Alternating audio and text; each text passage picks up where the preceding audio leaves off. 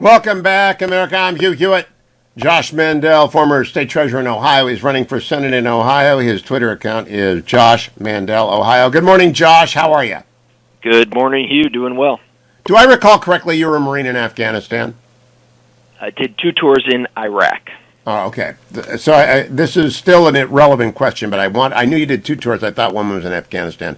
This morning at the Wall Street Journal, it's reported that more than 60,000 Afghan interpreters and others who have applied for visas to seek shelter have been left behind. A total of 62,000 Afghans are believed to have been left behind, the State Department officials said. Your reaction, Josh Mandel? Well, the Biden administration has sent a message to every country on this planet and every person in that country that America, unfortunately, at least under a Biden-type administration, is not one that can be trusted as a partner. And it's sad that we left all these interpreters who went out there and risked their lives with Marines and soldiers doing patrols, left them behind. And, Hugh, when I was in the Marine Corps, we used this system called the BAT system, biometric system, where we would scan the iris, the eyeballs, and the faces, facial recognition of we called MAMs, military-age males. So whether they were friends or foes, we'd scan them, we'd be out on patrols or do checkpoints, and then it'd go into a big database. In addition to Biden leaving all the assault weapons and Humvees and night vision goggles and helicopters behind, he also left behind that database, Hugh, and it's now in the hands of the Taliban. And so the Taliban is literally using that database as a kill list to go hunt down the very exact interpreters you're mentioning and anyone else who helped Americans. I mean, it is... I think Joe Biden will go down as one of, if not the worst, commanders-in-chief of the U.S. military in American history. That's a lock. Now, let me move on to the election. You retweeted, the Republican Accountability Project doesn't like you. So they put out a hit piece on you, and you retweeted it. So I gather you like it. Here's what they put out. The last cut we've got. Now, there's a lot of these squishy rhino Republicans who say, hey, it's time to move on from 2020. Let me tell you something, ladies and gents. We can't move on to 2022 until we fully investigate all of the Democrat cheating from 2020. The time for civility is over. The time for bipartisanship is over. Now is the time for fighters. Why did you retweet that, Josh Mandel? I believe it. I believe that if we're going to have integrity in our elections, we have to do a full proctological exam of what happened in 2020. Out in Arizona, they did a audit, which I think was a positive step, and I'm actually the only U.S. Senate candidate in this race to take the time to go out there to Maricopa County and see it with my own 2 eyes. And I've called for audits in other states as well. And the left, they say, well, this has all been investigated because of the court cases. The reality is 60 of the 63 court cases were dismissed on procedural grounds. They weren't argued on the merits. And because they were not argued on the merits, it means that there actually were not investigations in places like Wisconsin and Michigan and Pennsylvania and Georgia and elsewhere. And listen, I'm a big believer in transparency, Hugh. As you know, when I was state treasurer, I put the state of Ohio's checkbook online. And the thing about transparency is if you got nothing to hide, you got nothing to hide. But the people that hate transparency the most are the ones who do have something to hide. And so the fact that the Democrats are fighting so vociferously against audits and against investigations of 2020, it leads me to believe that there is something there to hide.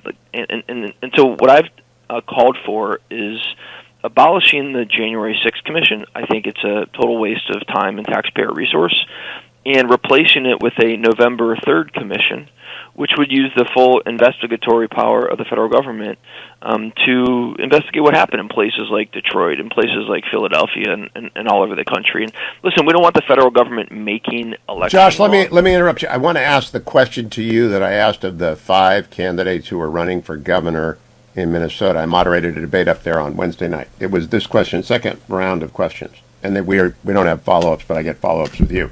Did President Biden win the constitutional majority in the Electoral College? If yes, how definitive is your conclusion? If no, please explain which states you think are in dispute and why. I do not believe he won. I think Trump won. I think Michigan, Wisconsin, Pennsylvania, Georgia, all of those states need to be fully investigated, and none of them have. It's the Democrats are fighting it tooth and nail, and my question is, if you're afraid of investigation, if you're afraid of transparency, what do you have to hide? Like, what is it that you have to hide? Josh, so, there is no evidence for that has been adduced in a court of law. Am I not correct? Well, there hasn't been investigations, Hugh. I mean that's the reality, is like there have not been audits, and so I believe from a multitude of conversations I've had with people in those states about what was going on in the mail-in ballots, what was going on in the early voting periods, what was going on with ballots miraculously appearing after the polls closed, and let's investigate it. And so I believe... Josh, let me. Now I am going to push back because you're a friend and you've been on this show for many, many years. If you set up a precedent of enough people complain about election, we will have an audit wherever people complain in the absence of adduced evidence between the election and the certification, every election in every state for every office will be called into question, and no one will ever believe. It's a profoundly delegitimizing and destabilizing proposition you're putting forward. Are you aware of how destabilizing and delegitimizing it is? Well, I'm not calling for doing it in every precinct in every state in the union, but in many, many of these states where Biden, where the media reported that Biden won, there has been so many reports of nefarious activity, and I think it's worth investigating. And did you think when Democrats said Bush was selected, not elected, that it was legit? I didn't. I thought it was profoundly disruptive of American democracy. I thought Al Gore set a terrible precedent for America when he did that. Remember, there was an investigation. They investigated every one of those ballots down there in Broward County and the counties around it. I mean, they literally did an audit. They investigated it. And yeah, but I literally wrote the book, If It's Not Close, They Can't Cheat, and did the history of election fraud. If you're not within 1,000 disputed ballots, and you cannot bring those 1,000 disputed ballots within a timely period in front of an election judge, or in the case of Al Franken and Norm Coleman, before a 3-judge panel, you can't ever prove it. What you're suggesting would be, I think, tell me if you think I'm just nuts, and I'm a friend, it would be destructive of democracy. I do not think you're nuts, but I also do not think that it would be destructive of democracy. So, listen, public funds are audited. Public votes should be audited as well. But what are you using for this? And have you put out a list of the cities and the audits that you want done and the reasons why? Because you're a lawyer, I'm a lawyer. You can't just go to court. You'll get your team will be thrown out and you will be sanctioned if you show. You can file anything you want in court, but if it's completely without merit, without predicate, you get sanctioned. What have you got, Josh? Well, what I'm talking about is not in a court of law, but actually doing what they did in Arizona, doing a forensic audit in Pennsylvania, in Michigan, in Wisconsin, in Georgia. And I think after a forensic audit, after an investigation, we'll see that so much of the smoke there exists because of fire. What happened in Arizona? Because I'm unaware of any serious claim that Arizona is in dispute. In fact, I'm unaware of any serious claim of any state that is justiciable and based on other than anger over change. Look, I do think we have a big area to talk about election reform, make it easy to vote and hard to cheat. I think Pennsylvania's maneuverings were very bad, though the Republicans sponsored them. I think there's a lot that Republicans can say, but I don't think Arizona's in doubt. Do you? I mean, I've been talking to my friend Wendy Rogers out there and some other people. I know Wendy. I campaigned for Wendy 10 years ago. I knew her before you did.